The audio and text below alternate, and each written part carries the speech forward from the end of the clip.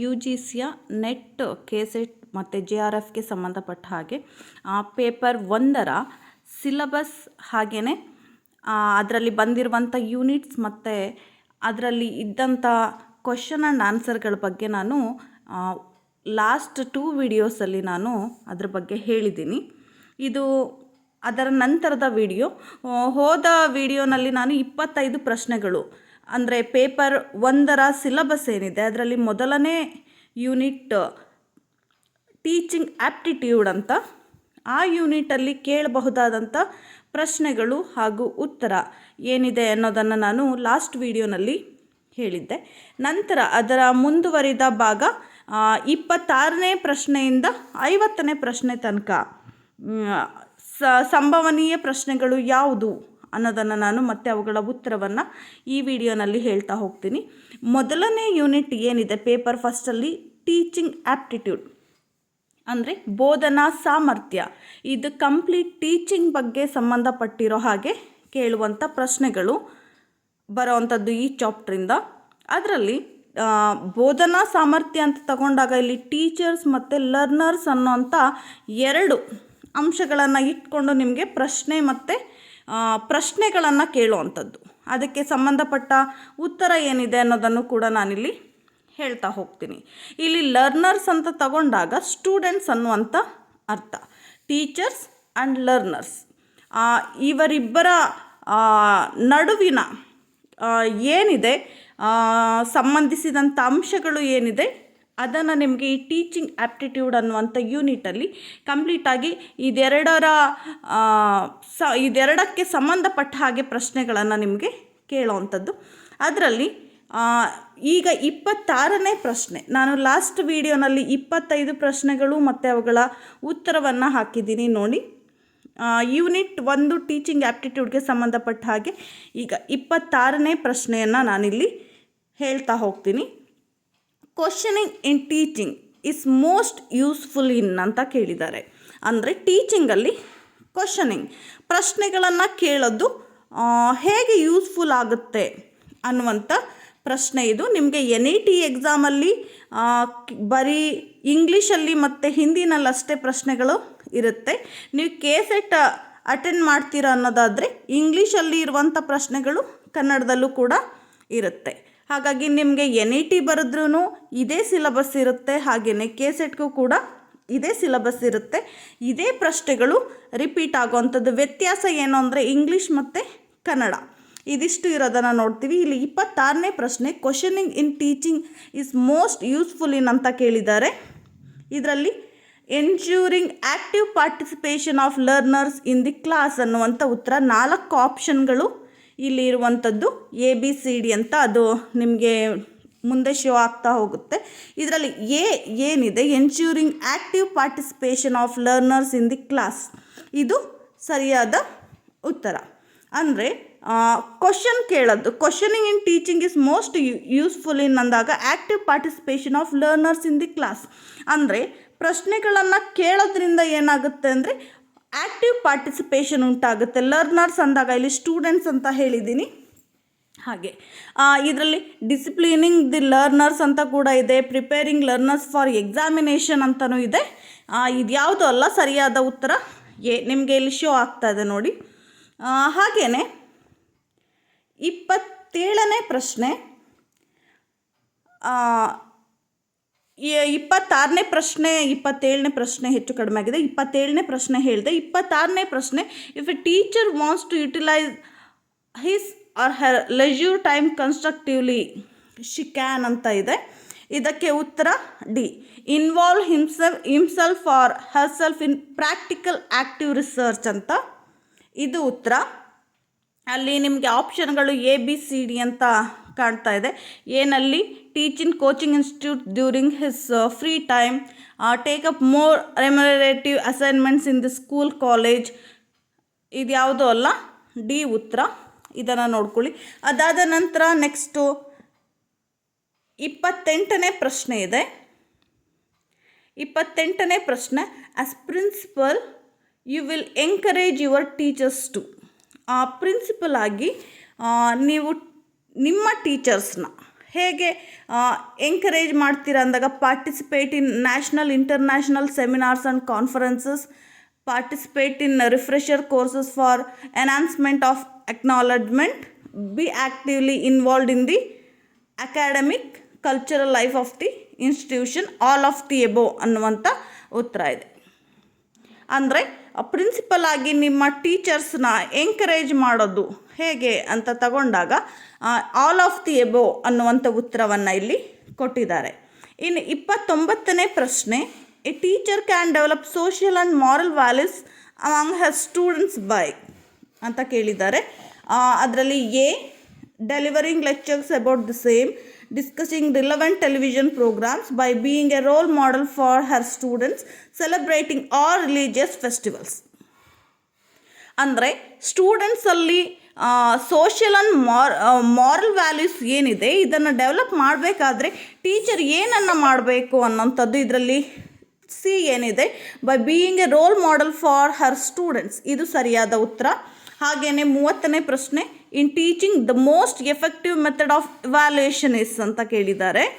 Most effective method of evaluation, continuous and comprehensive evaluation throughout the term, conducting annual examination, maintaining cumulative records of students, semester system evaluation ಅಂತ ಇದೆ. ಅದರಲ್ಲಿ A ಸರಿಯಾದ ಉತ್ತರ. 31ನೇ ಪ್ರಶ್ನೆ, technology is essential in education because it makes teaching effective and efficient. ಅಂದರೆ ಎಜುಕೇಷನಲ್ಲಿ technology essential ಅಂದರೆ ಅಗತ್ಯ ಇದೆ. ಏನಕ್ಕೆ ಅಂದಾಗ it makes teaching effective and efficient ಅಂತ. ಏನಲ್ಲಿ maintains high standards of education, is adapted by elite institutions, makes teaching less burdensome ಅಂತೆಲ್ಲ ಇದೆ. ಅದರಲ್ಲಿ ಸಿ ಸರಿಯಾದ ಉತ್ತರ. ಇದನ್ನು ನೋಡ್ಕೊಳ್ಳಿ. ಮತ್ತು 32ನೇ ಪ್ರಶ್ನೆ, a teacher should have knowledge of latest development in her subject area and over her subject content in order to ಅಂತ ಪ್ರಶ್ನೆ ಕೇಳಿದ್ದಾರೆ. ಅಂದರೆ a teacher should have knowledge of latest development in her subject ಅಂದರೆ ಒಬ್ಬ teacher ಅವರ ಸಬ್ಜೆಕ್ಟಲ್ಲಿ ಆಗ್ತಾ ಇರುವಂಥ ಇತ್ತೀಚಿನ ಡೆವಲಪ್ಮೆಂಟ್ ಬೆಳವಣಿಗೆಗಳು ಏನಿದೆ ಅದ್ರ ಬಗ್ಗೆ ನಾಲೆಡ್ಜನ್ನು ಹೊಂದಿರಲೇಬೇಕು ಅನ್ನೋಂಥದ್ದು. ಏನಕ್ಕೋಸ್ಕರ ಹೊಂದಿರಬೇಕು ಅಂತ ತಗೊಂಡಾಗ ಮೇಕ್ ಟೀಚಿಂಗ್ ಎಫೆಕ್ಟಿವ್ ಅನ್ನೋಂಥದ್ದು ಸರಿಯಾದ ಉತ್ತರ. ಅಂದರೆ ಎಫೆಕ್ಟಿವ್ ಟೀಚಿಂಗ್ ಮಾಡಬೇಕಾದ್ರೆ ನಮಗೆ ಲೇಟೆಸ್ಟ್ ಡೆವಲಪ್ಮೆಂಟ್ ಏನಿದೆ, she should have knowledge of latest development in her subject ಅಂದಾಗ ಅವರ ಸಬ್ಜೆಕ್ಟಲ್ಲಿ ಆಗ್ತಾ ಇರುವಂಥ ಲೇಟೆಸ್ಟ್ ಇತ್ತೀಚಿನ ಬೆಳವಣಿಗೆ ಏನಿದೆ ಅದರ ಬಗ್ಗೆ ಅರಿವು ಇರಬೇಕು, ನಾಲೆಡ್ಜ್ ಇರಬೇಕು ಅನ್ನೋಂಥದ್ದು. ಏನಕ್ಕೆ ಅಂದರೆ ಮೇಕ್ ಟೀಚಿಂಗ್ ಎಫೆಕ್ಟಿವ್ ಅಂದರೆ ಎಫೆಕ್ಟಿವ್ ಟೀಚಿಂಗ್ ಮಾಡಲಿಕ್ಕೆ ಅದು ಅಗತ್ಯ ಆಗಿರುತ್ತೆ ಅನ್ನೋಂಥದ್ದು ಉತ್ತರ. ಉಳಿದಂತೆ ಬಿ ನೋಡಿ, ಇಂಪ್ರೆಸ್ ಹರ್ ಸ್ಟೂಡೆಂಟ್ಸ್ ಅಂದರೆ ಸ್ಟೂಡೆಂಟ್ಸ್ನ ಇಂಪ್ರೆಸ್ ಮಾಡೋದಕ್ಕೆ ಅಲ್ಲ, Impress the head of the institution ಅಲ್ಲ. ಉತ್ತರಗಳನ್ನು ನೋಡ್ಕೊಂಡು ಹೋಗಿ ನಿಮಗೆ ಉತ್ತರ ಗೊತ್ತಾಗುತ್ತೆ. ಇನ್ನು 33ನೇ ಪ್ರಶ್ನೆ, the teachers in every field of education must be well versed with ಅಂತ ಇದೆ. ಇದಕ್ಕೆ ಡಿ ಸರಿಯಾದ ಉತ್ತರ. ಸಿಗ್ನಿಫಿಕೆಂಟ್ ಪೆಡಗಾಜಿಕಲ್ ಇಶ್ಯೂಸ್ ಅಂತ. ಇದನ್ನು ನೋಡ್ಕೊಳ್ಳಿ. 34ನೇ ಪ್ರಶ್ನೆ, the Kothari commission report on education made significant contribution towards introducing 3 language formula. ಇದು ಯಾವುದಾದ್ರೂ ಒಂದು ಎಜುಕೇಷನ್ ಕಮಿಷನ್ ಬಗ್ಗೆ ನಿಮಗೆ ಪ್ರಶ್ನೆ ಕೇಳ್ತಾರೆ, ಅದರ ಬಗ್ಗೆ ಒಂದು ಗಮನವನ್ನು ಇಟ್ಕೊಳ್ಳಿ. ಇದರಲ್ಲಿ ಕೊಠಾರಿ ಕಮಿಷನ್ ಏನಿದೆ, ಕೊಠಾರಿ ಕಮಿಷನ್ ರಿಪೋರ್ಟ್ ಬಗ್ಗೆ ಇಲ್ಲಿ ಪ್ರಶ್ನೆಯನ್ನು ಕೇಳಿದ್ದಾರೆ. ಇನ್ನು 35ನೇ ಪ್ರಶ್ನೆ, learning can be defined as ಅಂತ ಕೇಳಿದ್ದಾರೆ. Learning can be defined as modification in behaviour and thinking ಅನ್ನುವಂಥದ್ದು ಸರಿಯಾದ ಉತ್ತರ. ಇನ್ನು 36ನೇ ಪ್ರಶ್ನೆ, preparing teachers ability to understand learning behaviour of students is a part of psychology of education ಅನ್ನೋಂಥದ್ದು ಸರಿಯಾದ ಉತ್ತರ. Preparing teachers ability to understand learning behaviour of students is a part of psychology of education. ಅಂದರೆ ಮಕ್ಕಳ ಸ್ಟೂಡೆಂಟ್ಸ್ನ ವರ್ತನೆಯ ಬಗ್ಗೆ ತಿಳ್ಕೊಳ್ಳೋದನ್ನು ತಿಳಿಯುವಷ್ಟು ಎಬಿಲಿಟಿ ಹೊಂದಿರುವಂಥದ್ದನ್ನು ಸೈಕಾಲಜಿ ಆಫ್ ಎಜುಕೇಷನ್ ಅಂತ ಕರಿತೀವಿ ಅಂತ. Preparing teachers ability to understand learning behaviour of students is a part of psychology of education ಅನ್ನೋಂಥದ್ದು ಸರಿಯಾದ ಉತ್ತರ. ಇನ್ನು 37ನೇ ಪ್ರಶ್ನೆ, work experience in education is related to orientation towards vocational courses. ಸರಿಯಾದ ಉತ್ತರ ಡಿ. ಇನ್ನು 38ನೇ ಪ್ರಶ್ನೆ, an association is formed in your teaching area, you can contribute as a member by. ಇಲ್ಲಿ A regularly interacting with members of the association, B. Extending help in matters when requested by the staff representative, and C. Voluntarily contributing to organize various activities taken up by the association. ಇದು ಉತ್ತರ all of the above ಅಂತ ಇದೆ. ಇನ್ನು 39ನೇ ಪ್ರಶ್ನೆ, in a staff meeting of your institution a significant decision has been taken on a controversial issues. You strongly feel that it was not the right forum to discuss the issue. What will you do in this situation ಅಂತ ಕೇಳಿದ್ದಾರೆ. ಇದಕ್ಕೆ C clearly present your arguments against the decision and request the member to reconsider ಅನ್ನೋಂಥ ಉತ್ತರವನ್ನು ಹೇಳಿದ್ದಾರೆ. ಇದು ನಿಧಾನಕ್ಕೆ ಓದಿ ಅರ್ಥ ಮಾಡ್ಕೊಳ್ಳಿ. ಇನ್ನು 40ನೇ ಪ್ರಶ್ನೆ, you feel that a particular instructional strategy is effective for teaching your subject but none of your colleagues agrees with you. What step will you take? ಅಂದರೆ ಇದು ಕಂಪ್ಲೀಟ್ಲಿ ಟೀಚಿಂಗ್ಗೆ ಸಂಬಂಧಪಟ್ಟ ಹಾಗೆ, ನೀವು ವರ್ಕ್ ಮಾಡೋ ಇನ್ಸ್ಟಿಟ್ಯೂಷನ್ ಅದಕ್ಕೆ ಸಂಬಂಧಪಟ್ಟ ಹಾಗೆ ಕೇಳ್ತಾ ಇರುವಂಥ ಪ್ರಶ್ನೆಗಳು. ಏನು ಮಾಡ್ತೀರಾ ಅಂತ ಅದು ನಿಮಗೇನೆ ಕೇಳ್ತಾ ಇರುವಂಥ ಪ್ರಶ್ನೆ. ಇದ್ರ ಡಿ ಉತ್ತರ, with the cooperation of your colleagues design an action research to validate your choice of method ಅನ್ನುವಂಥ ಉತ್ತರ ಇಲ್ಲಿದೆ. ಇನ್ನು 42ನೇ ಪ್ರಶ್ನೆ, the students last working day because of A strike organised by the local political party. The principal arranges to work on a holiday in order to compensate for the loss. What will be your reaction ಅಂತ ಕೇಳಿದ್ದಾರೆ. Accept it as part of your duty and work willingly ಅನ್ನೋವಂಥದ್ದು. ಇನ್ನು 43ನೇ ಪ್ರಶ್ನೆ, a student achieves poor marks in the subject you are teaching. At the same time he has achieved a victory in a significant sporting event. How will you react to this? ಅಂದರೆ ನಿಮ್ಮ ಸಬ್ಜೆಕ್ಟಲ್ಲಿ ಕಡಿಮೆ ಮಾರ್ಕ್ಸನ್ನು ತಗೊಂಡು ಸ್ಪೋರ್ಟ್ಸಲ್ಲಿ ಆತ achieve ಮಾಡಿದ್ದಾನೆ ಅಂದಾಗ ನೀವು ಹೇಗೆ ರಿಯಾಕ್ಟ್ ಮಾಡ್ತೀರಾ ಅನ್ನೋವಂಥದ್ದು ನಿಮಗೆ ಕೇಳಿರುವಂಥ ಪ್ರಶ್ನೆ. ಇದರಲ್ಲಿ B, openly congratulate him and tell that his success will be appreciate more if he scores high marks academically ಅನ್ನೋವಂಥದ್ದು. ಕಂಗ್ರ್ಯಾಚುಲೇಟ್ ಮಾಡಿ ಅಂದರೆ ಮಾಡ್ತೀವಿ ಅಂತ ಉತ್ತರ ಹೇಳ್ತಾ ಇರೋ ರೀತಿ. ಹಾಗೆಯೇ 44ನೇ ಪ್ರಶ್ನೆ, 2 students in your class sing exceptionally well, they develop mutual jealousy over this talent. What step will you take to turn the jealousy into mutual appreciation? ಅಂದರೆ ಇಬ್ಬರು ಸ್ಟೂಡೆಂಟ್ಸ್ ಇದ್ದಾಗ ಇಬ್ಬರು ಕೂಡ ಉತ್ತಮವಾಗಿ ಆಡ್ತಾ ಇದ್ದಂಥ ಸಂದರ್ಭದಲ್ಲಿ, ಒಬ್ಬರ ಬಗ್ಗೆ ಒಬ್ಬರಿಗೆ ಜಲಸಿ ಇದ್ದಂಥ ಸಂದರ್ಭದಲ್ಲಿ ಅದು ಅಪ್ರಿಷಿಯೇಟ್ ಮಾಡೋ ಥರ ಇಬ್ಬರೂ ಅದು ಬದಲಾಗಬೇಕು. ಅದಕ್ಕೆ ಏನು ಮಾಡ್ತೀರಾ ಅಂತ ಕೇಳಿರೋವಂಥದ್ದು. Give them a joint responsibility to plan and work towards a programme which is to be presented at the school a function. ಉತ್ತರ ನೋಡ್ಕೊಳ್ಳಿ.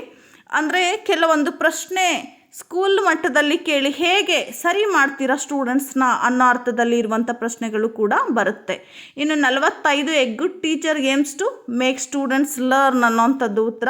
46ನೇದು, a teacher as a true professional is all of the above ಅಂತ ಇದೆ. ಹಾಗೆಯೇ 47ನೇ ಪ್ರಶ್ನೆ, teachers as classroom researchers. ಇದರಲ್ಲಿ ಇದು ಕೂಡ ಉತ್ತರ ಆಲ್ ಆಫ್ ದಿ ಎಬೋ ಅಂತ ಇದೆ. 48ನೇ ಪ್ರಶ್ನೆ, teachers as classroom researchers must. ಇದು ಕೂಡ all of the above. Keep what works, discard what doesn't work, keep updated information about latest research in education. ಹಾಗೆಯೇ ಆಲ್ ಆಫ್ ದಿ ಎಬೋ ಅನ್ನೋಂಥದ್ದು. ಇನ್ನು 49ನೇ ಪ್ರಶ್ನೆ, evaluation of learning outcomes means. ಇದಕ್ಕೆ ಸರಿಯಾದ ಉತ್ತರ ಬಿ. ಅಲ್ಲಿ ಡಾರ್ಕಲ್ಲಿ ನಾನು ತೋರಿಸಿದ್ದೀನಿ, ನೋಡ್ಕೊಳ್ಳಿ. Making judgements on the basis of gathered evidence related to students learning. ಇದು ಸರಿಯಾದ ಉತ್ತರ. ಇನ್ನು 50ನೇ ಪ್ರಶ್ನೆ, which of the following are not the characteristics of an effective teacher. ಇದರಲ್ಲಿ C, maintaining strict discipline in the class room.